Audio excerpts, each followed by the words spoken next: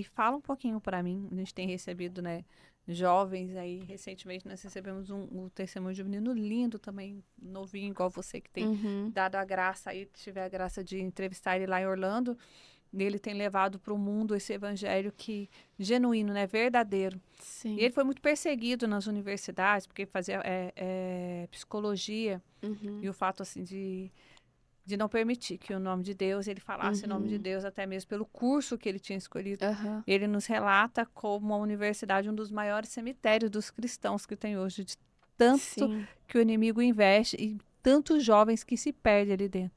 Qual que é a sua visão em relação a isso dentro das universidades? Existe algum trabalho? Aham. Existe alguma instrução que você poderia deixar para esses jovens que estão hoje entrando ou cursando? Eu falo que uma das maiores estratégias do diabo hoje é atingir primeiro as crianças e depois os jovens. Porque se ele consegue desconverter uma criança desde o início, se ele consegue ganhar a alma de uma criança, ele não precisa fazer muitos outros trabalhos. Porque se ele conseguiu aquela vida desde a infância, ele não precisa mais se preocupar, porque quando ela crescer, ela vai crescer com o que ela teve na infância. A gente abre uma exceção, obviamente, se Jesus aparecer e essa pessoa se entregar a Jesus. Então eu falo que a gente vê muito que eu alerto no meu Instagram hoje também é os pais sobre jogos infantis, sobre o infantil. E aí, depois do infantil, a gente vem para os adolescentes, para os jovens. Eu fiz faculdade, mas eu tranquei a faculdade, eu fiz 1 ano e meio de odonto. E lá na época eu vivia ainda pro mundo. E eu tava em particular, eu não digo nem as estaduais, as federais, que é muito mais. Eu falo que é muito pior, né? A gente vê hoje em Sim, dia. Cara, é bizarro, a gente vê. é surreal. Até o Paulo Vieira, no Método CIS, ele conta a história de uma menina, de uma mãe que chegou pra ele desesperada, pedindo pra ele salvar a filha dele, que ela morreu, a filha morreu. E ele falou: Como assim, minha filha, sua filha morreu? E aí ela mostrou foto da filha dela antes e da filha dela depois, que entrou em uma faculdade pública. Realmente, a filha dela tinha morrido, não era a mesma menina, era outra pessoa. E ela era, enfim, tinha virado feminista, tinha virado todos os istas possíveis, ela tinha Meu virado. Deus. E por quê? Porque é a influência das pessoas que estão ao seu redor. A Bíblia nos diz que a má companhia corrompe os bons costumes. Então, eu acho que é isso que acontece na faculdade. A gente chega na faculdade, é muita treva. Mas por quê? Porque o mundo já é do maligno. Então, na faculdade, inclusive, é uma área que o inimigo tem atacado muito, porque lá ele consegue em grande massa, em grande maioria. Então, nós que somos luz, quando chegamos nesse ambiente, somos a minoria. A luz não consegue conviver com as trevas, mas por quê? Porque a gente precisa evangelizar essas pessoas. Mas, obviamente, eu penso nesse menino tentando pregar o evangelho em um lugar tão sujo, tão entregue já ao maligno, né? Então, eu acho que sim, existe isso. Como Satanás investe em crianças, ele também investe em faculdades, porque do mesmo jeito que a criança está formando o cérebro quando ela tem se desenvolvido, desde pequenininha até os 6 anos, que eu acho que é a idade que cria até o cérebro, né? Tudo que a criança é, eu acho que na faculdade a gente sai do que somos na nossa família, então somos adolescentes, estamos na escola, e na faculdade vira uma responsabilidade que é só nossa. Então, a partir da faculdade, eu sou um adulto. Eu preciso saber o que eu quero da minha vida, eu preciso saber para onde eu tenho que ir. Então, ali é um lugar perfeito para Satanás investir. Ali é um lugar em que ele mostra o mal e a pessoa pode escolher, ou ela vai pro bem ou ela vai pro mal. E ali, como muitos vão pro mal, é muito difícil um cristão que não esteja 100% com Jesus se manter ali. Porque a Bíblia diz que as más companhias corrompem os bons costumes. Então, se você não estiver firme com Jesus, você vai cair. E que seríamos perseguidos. E isso, glória a Deus pela vida desse menino, porque ele É. tá no evangelho certo, ele tá Sim. seguindo o que Jesus pregou, porque realmente a Bíblia nos diz que seremos perseguidos e mortos pelo evangelho. Então, glória a Deus pela vida dele, se ele tá sendo perseguido, é porque ele tá no caminho certo, ele tá pregando a verdade. E que a gente ore por ele para que ele permaneça firme, né? Não sei se ele já terminou, mas o meu conselho pros jovens é: tome cuidado com as suas companhias. Por mais que, é só um amigo, é só uma hora isso pode dar ruim, uma hora essa má companhia pode corromper os seus bons costumes. Então, foque no seu relacionamento com Jesus. A faculdade é uma bênção se você estuda, se forma e segue a sua carreira. Mas se nesse meio tempo você se perde de Jesus, de nada vale essa faculdade. É melhor que você não tenha a faculdade do que você se perca de Jesus. Então, é um lugar em que a gente tem que orar muito pelos aqueles jovens que estão por lá. E, sem dúvidas, eu tenho certeza que lá é uma grande estratégia que o inimigo usa para corromper o pós, né? O jovem que tá virando adulto.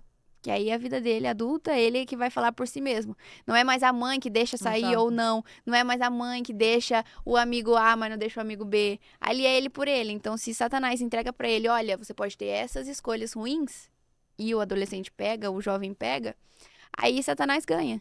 Então, o meu conselho pros jovens é cuidar com as suas companhias. Faça a sua faculdade, mas cuide com quem você anda dentro dessa faculdade. Existem muitas células dentro de faculdade. Eu vi que, na verdade, esses Muitas. dias atrás, até proibiram um movimento que estavam fazendo em faculdade. Mas existem as boas pessoas. Podem ser a minoria, mas é nessa minoria que você precisa entrar. É. Com essas boas companhias que você precisa continuar firme. Ô, Mari, e hoje nós temos visto também um número absurdo, né, de pessoas compartilhando dentro das igrejas, né, de jovens se viciando em várias coisas, bebidas, drogas, em jogos. O que que você diz, né? Aonde está a brecha em relação a tudo isso? Eu acho que a brecha é a normalização do pecado. É naquilo de é só mais uma vez. Eu falo muito do pecado de estimação. Existem muitos pecados que a gente não conta pro nosso pastor, que a gente não conta pros nossos pais, que a gente não conta pro nosso cônjuge. Mas Jesus sabe daquele seu pecado de estimação. Então, de nada adianta você esconder dos homens se Deus está vendo aquilo. Então, não adianta você falar, vai ser só mais uma vez, vai ser só. Não, você precisa cortar o mal pela raiz. Eu falo, você precisa viver o processo radical. Então, se isso é errado, se isso é contra o que Deus tem pra mim, não existe mais uma vez, não existe mais uma brecha, porque o inimigo ele vai te entregar oportunidades pra você cair, mas cabe a você estar firme com Deus. A Bíblia nos diz pra gente pra gente se submeter a Deus, resistir ao diabo e assim o diabo fugirá. Então, o que eu preciso fazer? Submeta-se a Deus, resista ao diabo e ele fugirá de vós. É simples. O pecado, eu falo que, ao mesmo tempo que parece complexo, o pecado também é tão simples. Eu falo que a Bíblia é um manual de como a gente deve viver nessa terra. Não Perfeito. tem nada que você viva, que você pesquise na Bíblia e não tenha. A Bíblia diz sobre Nada, né? tudo. Exato, não existe nada. Você pode buscar por versículo, se não consegue abrir a olho nu, pesquise versículo que fale tal coisa. Vai aparecer um versículo sobre isso. Aparece, porque Jesus deixou literalmente um manual pra gente viver aqui na Terra.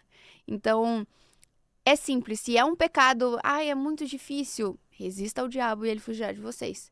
Então, no começo, o diabo vai te tentar. O diabo vai tentar te dar oportunidades, vai tentar te dar situações para que você caia. Mas se você resistir ao diabo, ele vai fugir, porque a gente vê Jesus no deserto, quando ele estava lá, com fome, com sede, com todas as coisas que ele estava passando naquele processo, naquela provação, Satanás ofereceu para ele todos os reinos do mundo, se ele o adorasse. E o que Jesus fez? Jesus bateu nele? Não.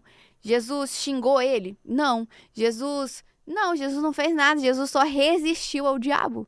Jesus repreendeu o diabo, Jesus resistiu ao diabo e o que o diabo fez? Fugiu. Então Jesus não só deixou escrito para nós, como também viveu tudo que a gente vive. Então é só a gente se espelhar em Jesus, ver o que Jesus fez, e eu acho que eu levo muito algo pra vida é pensar, Jesus faria isso? Jesus não faria isso. Aí entra o cobrar para pregar. Eu falo, Jesus cobraria para pregar? Não. Jesus pregava para multidões e não cobrava. Ao contrário, ele dava pães e peixes. Ele multiplicava É. pães e peixes para aquelas pessoas que estavam ali sedentas a ouvir. Então, se Jesus não faria, não faça. Aí muita gente fala, mas Jesus não usaria celular. Hoje em dia eu tenho certeza que Jesus usaria. Se tivesse na época dele, Jesus seria um ótimo blogueiro, porque ele usaria uma ferramenta para pregar ainda a palavra mais longe. Ele já Então, juntava multidões sem exatamente, internet. imagina, era 5.000 pessoas, 10.000 pessoas, 15.000 É. pessoas que Jesus conseguia pregar de uma vez só. Imagina na internet, então.